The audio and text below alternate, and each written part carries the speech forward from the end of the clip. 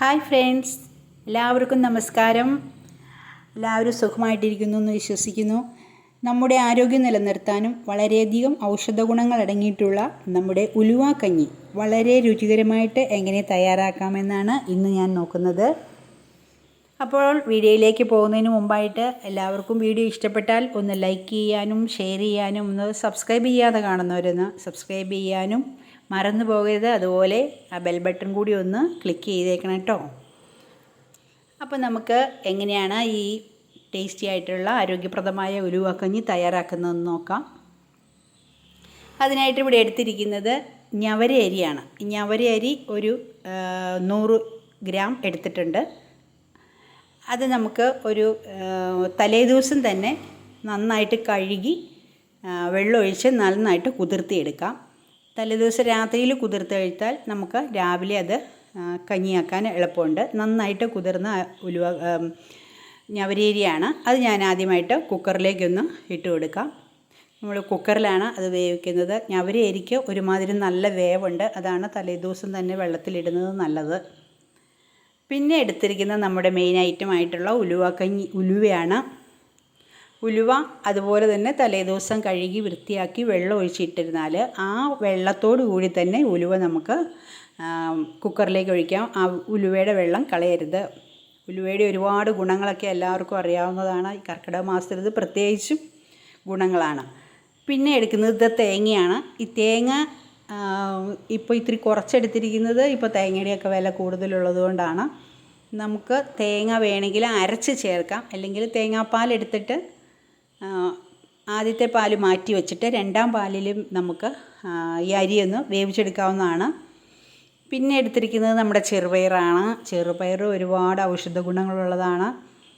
ചെറുപയറും തലേദിവസം തന്നെ കഴുകി വെള്ളത്തിലിട്ട് എടുത്തു വച്ചിരിക്കുന്നതാണ്. അതുകൂടി കുക്കറിലേക്ക് ചേർത്ത് കൊടുക്കാം. എന്നിട്ട് എല്ലാം കൂടി ഒന്ന് നന്നായി മിക്സ് ചെയ്തെടുക്കാം. ഇനി ഇതിലേക്ക് ആവശ്യമായിട്ടുള്ള വെള്ളം ചേർത്ത് കൊടുക്കണം. അപ്പം ഞവരേരിക്ക് വേവ് കൂടുതലുണ്ട്. അപ്പം അതനുസരിച്ചുള്ള വെള്ളം ചേർത്ത് കൊടുക്കാം. ഓരോരുത്തരും അവരവരുടെ കുക്കറിൻ്റെ അനുസരിച്ച് വെള്ളത്തിൽ വ്യത്യാസം കാണും. ഞാൻ ഒഴിച്ചു കൊടുത്തിരിക്കുന്ന വെള്ളം കുറച്ച് കുറഞ്ഞു പോയോ എന്നൊരു സംശയമുണ്ട്. എന്നാണെങ്കിലും അത് കുക്കർ അടച്ചു വെച്ച് വേവിച്ചിട്ടുണ്ട്. വേവിച്ച് നമ്മൾ തുറന്നു നോക്കിയപ്പോൾ അത് കറക്റ്റായിട്ടും വെന്തിട്ടുണ്ട്. അപ്പം നമ്മുടെ ഞവരേരിയും നമ്മുടെ ഉലുവായും അതുപോലെ ചെറുപയറും എല്ലാം നന്നായിട്ടൊന്ന് വെന്ത് കിട്ടിയിട്ടുണ്ട്. ഇനി നമുക്കിതിലേക്ക് കുറച്ച് ഉപ്പ് ചേർത്ത് കൊടുക്കാം. ഉപ്പ് മാത്രം ഇട്ട് കഴിക്കുന്നവർക്കാണെങ്കിൽ അവസാനം ഉപ്പ് കൂടുതൽ ചേർക്കാം. പിന്നെ ഇതിലേക്ക് നമ്മൾ ചേർത്ത് കൊടുക്കുന്നത് റാഗിയുടെ പൊടിയാണ്. നമുക്ക് റാഗിപ്പൊടി വളരെ ഔഷധ ഗുണങ്ങളുള്ള സാധനമാണ്. പല്ലുകൾക്കും എല്ലാം ബലം കിട്ടാനും കൊച്ചു പിള്ളേർക്കൊക്കെ വളരെ നല്ലതാണ്. അപ്പോൾ ഇതെല്ലാം കൂടി ഇളക്കി കൊടുത്തതിന് ശേഷം നല്ല തിളച്ച വെള്ളമാണ് ഇതിലേക്ക് ചേർത്ത് കൊടുക്കുന്നത്. വെള്ളമൊഴിച്ച് നന്നായിട്ടൊന്ന് മിക്സ് ചെയ്യണം. ഉപ്പും എല്ലാം കൂടി ഒന്ന് നന്നായിട്ട് മിക്സ് ചെയ്തതിന് ശേഷം ആവശ്യത്തിന് വെള്ളം കുറച്ചുകൂടി വേണമെങ്കിൽ ചൂടുവെള്ളം ഒഴിച്ചു കൊടുക്കാം. എന്നിട്ടിതൊന്ന് നന്നായിട്ട് തിളപ്പിച്ചെടുക്കാം. നമ്മൾ റാഗിയുടെ പൊടി ചേർത്തിട്ടുള്ളത് കൊണ്ട് ഒന്നുകൂടി ഒന്ന് കുറുക്കിയെടുക്കണം. റാഗി ഒന്ന് വെന്ത് വരാൻ വേണ്ടിയിട്ട് നമ്മൾ വീണ്ടും അത് അടുപ്പത്തേക്ക് വെച്ചിട്ടുണ്ട്. എല്ലാം കൂടി വന്നിട്ട് നന്നായിട്ട് ഇളക്കി കൊടുത്തുകൊണ്ടേയിരിക്കണം. തിളയ്ക്കുന്നത് വരെ റാഗി പൊടിയെ ചേർത്തതുകൊണ്ട് അടിയിൽ പിടിക്കാനുള്ള സാധ്യതയുണ്ട്.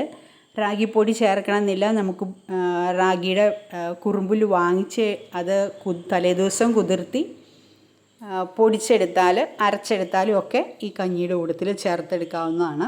ഞാൻ റാഗിപ്പൊടിയാണ് ചേർത്തതെന്നേ ഉള്ളൂ. ഇനി ഇത് നന്നായിട്ട് തിളയ്ക്കാൻ വയ്ക്കാം. അപ്പോൾ നമുക്ക് മധുരം ആവശ്യമുണ്ടെങ്കിൽ, കൊച്ചു കുട്ടികൾക്കൊക്കെ മധുരം വേണമെന്നുണ്ടെങ്കിൽ കുറച്ച് ശർക്കരപ്പാനിയോ കരിപ്പെട്ടി ശർക്കരയുടെ പാനിയോ ചേർത്ത് കൊടുക്കാം. ഞാനൊരു കുറച്ച് കരിപ്പെട്ടിപ്പാനി ചേർത്ത് കൊടുക്കുന്നുണ്ട്. എന്നിട്ടിത് നന്നായിട്ട് മിക്സ് ചെയ്യാം. നന്നായിട്ട് ഇളക്കി കൊടുത്തുകൊണ്ടിരിക്കുക. നമ്മുടെ കർക്കിടക കഞ്ഞി, ഉലുവ കഞ്ഞി, ടേസ്റ്റി ആയിട്ടുള്ള വളരെയധികം ഹെൽപ്ഫുള്ളായിട്ടുള്ള കഞ്ഞി റെഡി ആയിട്ടുണ്ട്. ഇതൊരു പാത്രത്തിലേക്ക് പകർത്തി കുട്ടികൾക്കും മുതിർന്നവർക്കും ഒരുപോലെ കഴിക്കാവുന്നതാണ്. കർക്കിടകത്തിൽ മാത്രമല്ല കേട്ടോ, നമ്മൾ പ്രസവിച്ചെടുക്കുന്ന സ്ത്രീകൾക്കൊക്കെ ഉലുവാക്കഞ്ഞി കൊടുക്കുന്നത് വളരെ നല്ലതാണ്. മറ്റൊരു വീഡിയോയുമായി വീണ്ടും കാണാം. Thank you for watching.